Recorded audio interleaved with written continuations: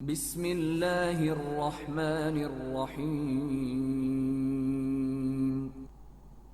अस्सलामुअलैकुम स्टूडेंट्स, उम्मीद है कि आप सब खैरियत से होंगे। 9 क्लास के स्टूडेंट्स, हम चैप्टर नंबर 3 बायोडाइवर्सिटी को इस वीडियो में कम्प्लीटली देखेंगे according to the smart syllabus. सबसे पहले देख लेते हैं कि स्मार्ट सिलेबस में क्या क्या चीज़ें इंक्लूड है और फिर हम वन बाय वन हर चीज़ को डिस्कस करेंगे एनिमेशंस के साथ और पीपीटी फाइल्स के साथ। जी, तो स्मार्ट सिलेबस की बात करें तो आपको टॉपिक है बायोडाइवर्सिटी, उसकी importance, classification, aims, basis, taxonomic hierarchy, species क्या होती है, और 5 किंगडम सिस्टम, 5 किंगडम्स और बायोनोमेनक्लेचर। तो जो एंड वाले टॉपिक्स हैं उन्होंने वो उनमें से कोई भी नहीं दिया। सारे 31 से 45 तक जितने टॉपिक्स हैं सारे के सारे इंक्लूडेड है। आइए स्टार्ट करते हैं बायोडाइवर्सिटी से। ओके स्टूडेंट्स, तो हमारे पास पहला जो सवाल है बायोडाइवर्सिटी, उनकी टर्मिनोलॉजी को समझ लेते हैं। बायो यानी लाइफ, बड़ी सिंपल सी टर्मिनोलॉजी है। जबकि दूसरी टर्म हमारे पास है डाइवर्सिटी। डाइवर्सिटी का मतलब क्या है? Variety. Variety within a species, यानी किसी स्पीशीज़ के दरमियान मौजूद वैरायटी, या फिर अमंग स्पीशीज़ भी हम कह सकते हैं। आइए देखते हैं इसकी डेफिनेशन क्या बनेगी। यानी स्टूडेंट्स, बायोडाइवर्सिटी का मतलब ये हुआ कि किसी इकोसिस्टम में ऑर्गेनिजम्स की कितनी वैरायटीज़ मौजूद है, यानी एक स्पीशीज़ में कितनी वैरायटीज़ मौजूद है एक ही स्पीशीज़ की। स्टूडेंट्स, बायोडाइवर्सिटी का आगाज़ तकरीबन 4 बिलियन साल पहले हो चुका था। अलबत्ता साइंस को इस बात में कोई कंफर्म एविडेंसेस मौजूद नहीं है कि ज़िंदगी का आगाज़ कब हुआ।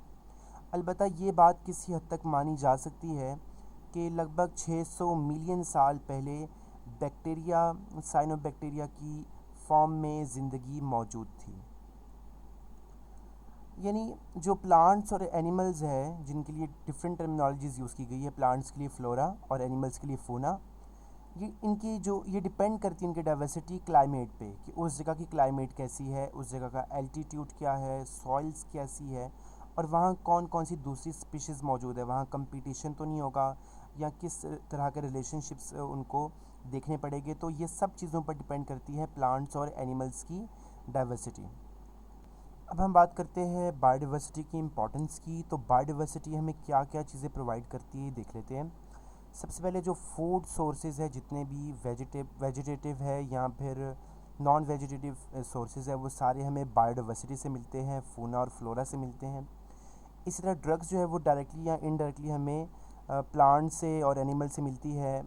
हम लेबॉर्ट्री में भी इसको बना रहे हैं, लेकिन मोस्टली जो उसका नेचुरल तरीका है वो नेचुरल वे से हमें मिलते हैं।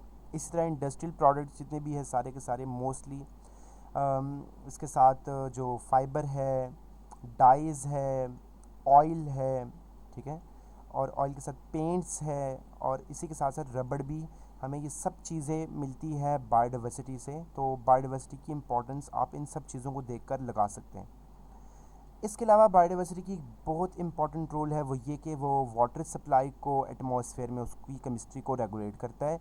इसकी बिना पर वो हमारे बायोडाइवर्सिटी को मेंटेन किए हुए हैं। तो इसलिए बायोडाइवर्सिटी बहुत ही इम्पॉर्टेंट है।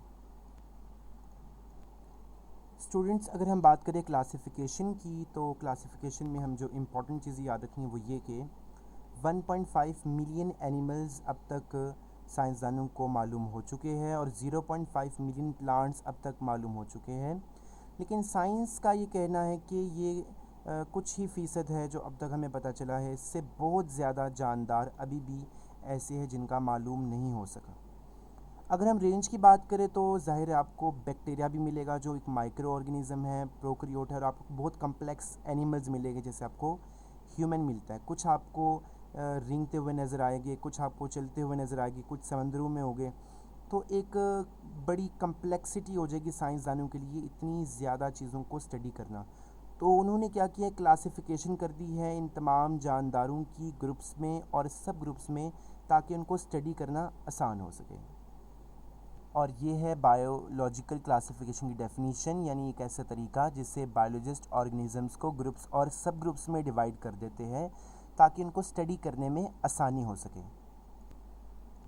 अगला टॉपिक है हमारा एम्स ऑफ क्लासिफिकेशन, जिसमें पहली डेफिनेशन हम देखेंगे टैक्सोनॉमी की। टेक्सोनॉमी बड़ी ही एक आसान डेफिनेशन है, यानी इसमें आप बात करते हैं क्लासिफिकेशन की, यानी फॉर्म्स की, नेम्स की, स्ट्रक्चर्स वगैरह की। जबकि जो दूसरी ब्रांच है सिस्टमेटिक्स, उसमें आपने सिर्फ क्लासिफिकेशन नहीं पढ़नी, बल्कि उसके साथ साथ ऑर्गेनिजम्स की जो एवोल्यूशनरी हिस्ट्रीज़ है उनको भी डिस्कस करना होता है। अब इन दो ब्रांचेस को जिनको हमने देखा, टेक्सोनॉमी को और सिस्टमेटिक्स को, इनके एम्स क्या है? तो पहला एम इसका ये है कि to determine the similarities and differences among organisms and that they can be studied easily, ताकि जानदारों के दरमियान जो खसूसियात मिलती है और जो फ़र्क है उनका पता चल सके, ताकि हम आसानी से उनको स्टडी कर सकें। और दूसरा जो इसका एम है वो ये है कि एवोल्यूशनरी रिलेशनशिप्स का पता लगाया जा सके ऑर्गेनिजम्स के दरमियान। जैसे इंसान का और चिंपैंजी की एवोल्यूशनरी रिलेशनशिप्स जो है वो काफ़ी हद तक मिलती है, उनकी सिमिलैरिटीज़ बहुत ज़्यादा है, तो इन चीज़ों से फिर आपको स्टडी करने में आसानी हो सकती है। अगला टॉपिक है हमारा बेसिस ऑफ क्लासिफिकेशन, यानी क्लासिफिकेशन किस पर बेस करती है? तो क्लासिफिकेशन बेस करती है सिमिलैरिटीज़ पे, यानी एक ऑर्गेनिज़म का दूसरे के साथ क्या ताल्लुक़ है, और वो ताल्लुक़ बनता है उनमें सिमिलैरिटीज़ होने की वजह से। अब जब जो सिमिलैरिटीज़ होगी दो जानवरों के अंदर, दो जानदारों के अंदर, तो इट मीन्स कि कहीं ना कहीं उनकी एवोल्यूशनरी हिस्ट्रीज़ आपस में मिलती है। मिसाल के तौर पर अगर एक हम चिड़िया को देखें, तो चिड़िया और जो पिजन है वो आपस में बहुत ज़्यादा रिलेटेड है, जबकि चिड़िया और इंसेक्ट्स आपस में रिलेटेड नहीं है। तो जब हम क्लासिफिकेशन कर रहे होते हैं बायोलॉजिस्ट, तो वो इस कुछ चीज़ों को ज़हन में रखते हैं। पहली चीज़ ये कि जो ऑर्गेनिजम्स है उनकी इंटरनल स्ट्रक्चर्स को, उनके एक्सटर्नल स्ट्रक्चर्स को, इसके साथ साथ वो डीएनए को स्टडी करते हैं। फिर उसके बाद वो ग्रुपिंग करते हैं लिविंग ऑर्गेनिजम्स की, कि उनको किस बेस पर हमने क्लासिफाई करना है। अगला टॉपिक है हमारा टेक्सोनॉमिक हायरार्ची। अब ये टेक्सोनॉमिक हायरार्ची का मतलब ये है कि वो ग्रुप्स जिनमें हम ऑर्गेनिज्म को क्लासिफाई करते हैं वो कुछ टेक्सॉन बनाते हैं, जैसे फाइलम, ऑर्डर, क्लास, ऐसे कुछ टेक्सॉन बनाते हैं।